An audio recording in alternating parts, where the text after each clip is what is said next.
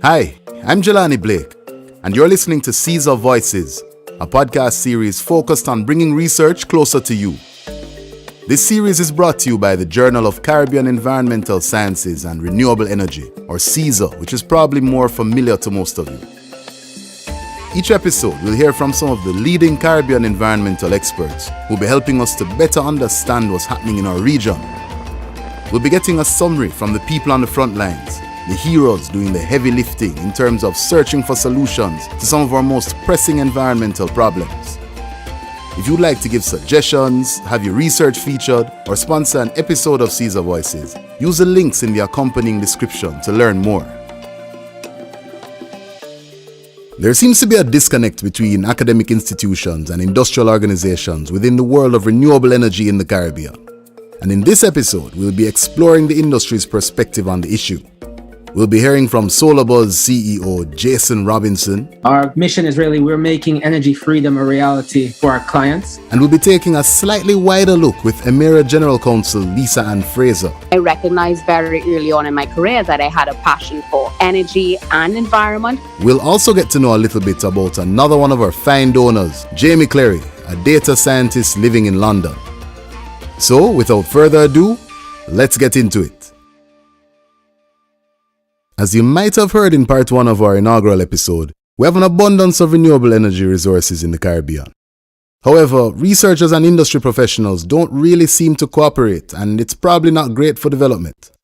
We at CESaRE Voices decided to take a closer look at this disconnect, and we thought we'd start on the industry side of things. I'm Jason Robinson, CEO of Solarbuzz Jamaica, and our mission is we're making energy freedom a reality for our clients while saving the planet through solar installations and then other energy-saving products and services. So, our goal is to really see how much areas of a business or a home that we can help to reduce the client's energy bills and also reduce their carbon footprint. And can you tell us a bit about 2 very interesting projects we hear your company's been involved with at the University of the West Indies? We're installing a 40 kilowatt solar system funded by the EBSCO grant, this overseas library foundation. And it's going to just offset the science library's energy usage, and it's going to be integrated into the curriculum. Students will be able to interact with it so that they can have more firsthand experience in seeing how systems operate and offset energy in real time, because there'll be a monitoring system. And then we've had some of the students be able to be on site and help actually participate in the installation. The other project that we are lucky enough to be involved with is a solar unit that produces some of the cleanest drinking water you can get just from sunlight and air. So it looks similar to a solar water heater, but it's off-grid. It doesn't connect to the NWC at all. And each unit produces 5 to 10 liters of drinking water a day. There's a company called Zero Mass Water. One of its investors is the Bill and Melinda Gates Foundation. Zero Mass donated 20 of these units to the children's ward at the University Hospital. Solarbuzz was selected as a installation and service partner, and will also be a distributor down here. We've installed 20 of them. We have 3 dispensers inside the children's ward. The children and the staff can fill up water bottles and get clean drinking water that's off-grid. And the 20 units will save over 1 million plastic bottles over their lifetime for the children's ward. That's amazing, and that's what I can't really understand. I mean, how is there a gap between academic institutions like UWI and companies like yours? Where I see a major disconnect is that what's being taught, I think, in the universities in renewable energy programs is really not what a company like Solarbuzz is looking for when we hire solar system designers. If you wanted to come and work at Solarbuzz right now, and I even have an ad on CaribbeanJobs.com looking for a solar system designer, and you are a graduate from the renewable energy program, you really couldn't come in and do what we need you to do. You would need to combine that with some electrical engineering to really jump into a company like myself, get a decent salary, and start making a difference to work your way up. You need to know how power works, how to design solar systems, how to use interval data from JPS meters, how to use logging data. That stuff is the core of the solar industry if you want to do things properly. So I think what needs to be done in academia is more real-world interaction with people like myself who are doing the hiring and can kind of advise on the curriculum. So Jason was able to give us an idea of the situation on the ground. But for more of a bird's eye view, we got in touch with Lisa and Fraser from Emera Caribbean. Basically, I am an attorney at law by training, graduated from the University of the West Indies, and I recognized very early on in my career that I had a passion for energy and environment, and I fell in love with the concept of sustainable energy. I went on and I did my master's in energy, environment, and natural resources law, and I also have another master's in legislative drafting. Worked in government, private sector, and academia, which is basically how I've grown in my career. But I did think that we can do something about making sure we use our resources in a much more sustainable manner. So you're perfectly suited to your line of work. Can you tell us a little bit about Emera? Emera is actually a Canadian utility company, and they do have different operations across Canada, the US, and the Caribbean. I work with Emera Caribbean, so I'm the general counsel at the Caribbean office of Emera. And what we do is that we're actually invested in the utilities in Barbados, Dominica, and Grand Bahama. And we would have had projects in St. Lucia and St. Vincent. So all around the utility landscape. So I am more at the holding company level, looking at how do we leverage the assets, look at the strategic dynamic in terms of how we transition the countries themselves forward and help them to meet the goals being set on a national level to reduce their own greenhouse gases and emissions. And how do we do that through electricity, which is one of the biggest contributors to emissions. So from your position, you probably have some idea as to what's happening in the renewable energy sector in the Caribbean, or I guess what's not happening. Where do you see the dysfunction?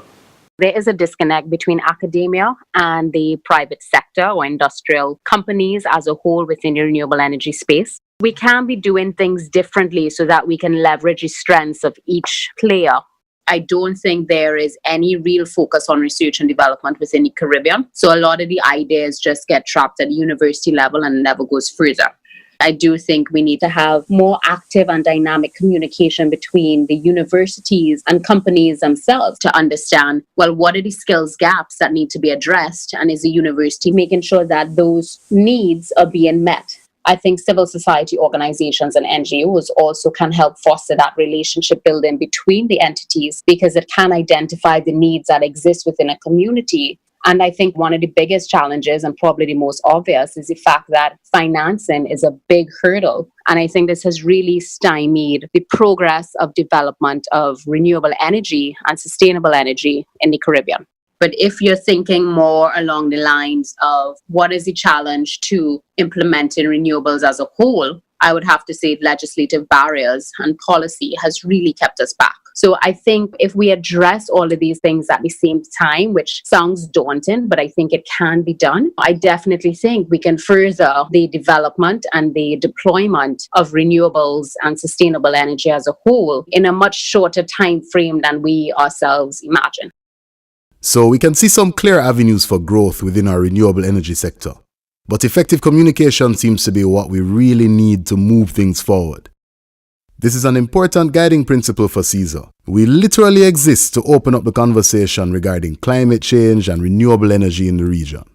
Of course, our generous donors play a major role in facilitating this process. One of these donors is Clary, and we recently got a chance to learn a little bit about him and find out what led him to support our cause. First things first, can you tell us a bit about your work? I work right now as a data scientist at Deutsche Bank here in London. So we're really using the bank's data to ensure, number one, that we're compliant with the latest regulatory laws. And the other key point really is to kind of use the data to understand DB's trading platform. You know, how efficient are we at booking trades? How does that evolve over time across geography? How does that evolve when there's new regulations, when new changes in the market happen? It's really about kind of trying to drive efficiency really across the platform globally. That's pretty interesting stuff. So how did you hear about CESaRE? I heard about it through one of your founders. His passion about it was really kind of infectious, I think. You know, when I heard about what they were trying to do, it was kind of a no-brainer for me. Platforms like CESaRE are really important when it comes to ensuring we have the right level of diversity of opinion when it comes to environmental science. We just can't have a situation where all the best ideas are almost locked up in these journals that are too expensive for anybody to really read and that only people from academia really understand and are engaged with. If you look at it from the data science space and the machine learning space, which is where I'm kind of focused at the moment, I really do think it's benefited hugely from having an open source culture when it comes to research. I think it's no coincidence that we've seen such a massive improvement in the state of the art in such a short period of time. And I really do think it's got a lot to do with the fact that everybody looks to research from the point of view of an open source mindset.